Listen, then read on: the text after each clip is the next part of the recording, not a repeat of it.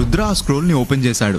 అంతకు ముందు వరకు ఖాళీగా ఉన్న ఆ స్క్రోల్లో సడన్ గా అక్షరాలు వాటంతట అవి వచ్చి ఒక శ్లోకంగా మారతాయి.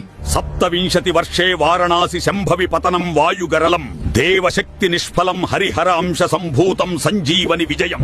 దీనికి అర్థం 2027లో ఆకాశం నుండి ఒక విషశిల శాంభవి భూమి మీద వారణాసిలో పడుతుంది.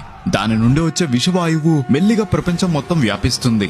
దీన్ని ఆపడం దేవుడి వల్ల కూడా కాదు. ఆ హరిహర అంశతో ఎవరైతే పుడతారో వాళ్ళు మాత్రమే ఆ సంజీవిని తెచ్చి ఈ మహాప్రలయాన్ని ఆపగలరు. రుద్రాకి ఇదంతా చూసి బ్రెయిన్ ఫ్రీజ్ అవుతుంది. ఏమన్నా ప్రాంకా అని డౌట్ వచ్చి తన సుపీరియర్ దగ్గరికి వెళ్తాడు. సార్, ఇందులో రాసున్న వార్నింగ్ చదవండి. Rudra, are you kidding? ఇందులో ఏం లేదు కదా, బ్లాంక్ గా ఉంది.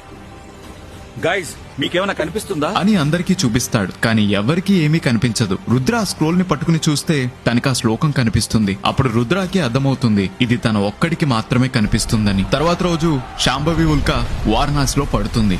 Breaking news. A meteor has struck Varanasi, releasing a deadly toxic gas. వారణాసిలో పడిన ఉల్క నుంచి విషవాయువు విడుదలవుతోంది. ఇప్పుడు వారణాసి పుణ్యక్షేత్రం కాదు, ప్రపంచానికే ప్రమాదం.